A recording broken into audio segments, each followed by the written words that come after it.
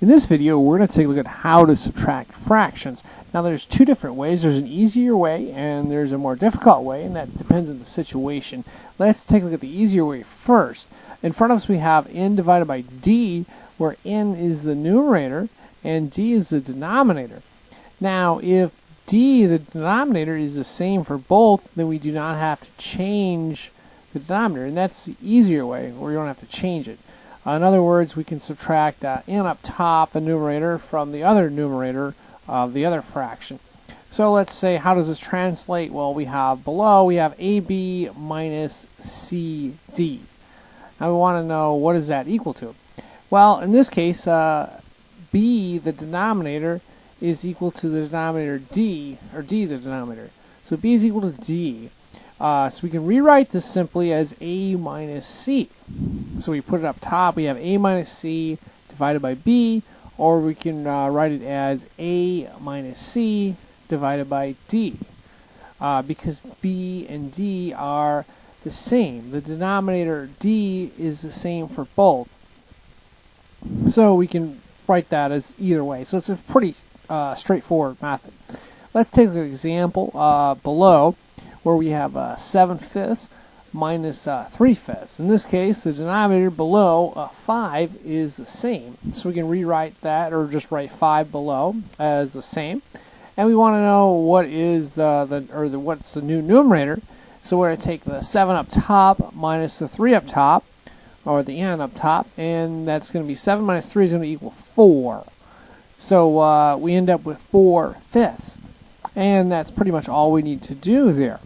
Now that is the easier one. Let's go ahead and move on to the trickier one here. We have, in this example, we have AB minus CD, and we want to know what that's equal to. Well, with a different denominator, or different denominators, we want to make them the same through multiplication and then simplify if possible. How does it end up looking? Well, in this case, we're going to take the bottom, the B and the D, and we know that they're not equal to each other. So we want to make them equal to each other, and we're going to do that by multiplication. So we're going to take B, we're going to multiply it times D. So we have BD right on the bottom on the right-hand side here. And then we're going to want to get these A and C pieces to be equivalent to the new fraction that we have below, or the bigger number. So what we're going to do is we're going to take the A, we're going to multiply that by D, so we have AD, and then we're going to subtract the C portion, which is essentially B times C, or we can write it as CB. So we have AD minus CB over BD, and that's how this would look in this situation where we're subtracting a fraction with different denominators. So let's take a little example of how we'd put that into play. Below we have 7/9 minus 3/5. Obviously these are two different fractions with different denominators. So what we want to do is we want to use a formula above to calculate what this is equal to. Okay, let's first go ahead and tackle the BD portion, which is the 9 and the 5, and then we got to multiply that. Okay. 9 times 5 is going to be 45. We write that in the bottom there. Now we got to figure out what the AD portion is. Okay, AD in this example we have, or this formula we have above here, is the 7 up top and then the 5 on the bottom. So we multiply 7 times 5, and 7 times 5 is going to equal 35.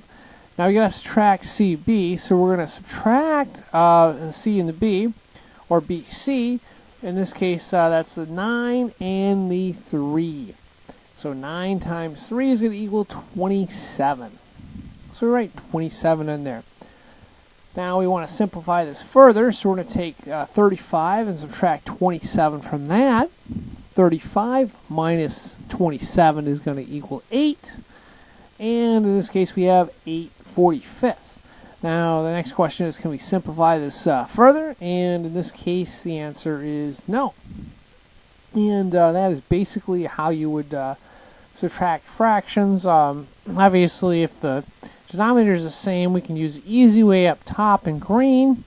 Or if it's a little more complicated, where the denominator is not the same, B is unequal to D, we can use the one on the bottom right-hand corner, the formula I've got written there. Hopefully this video was of help to you. Thank you for watching.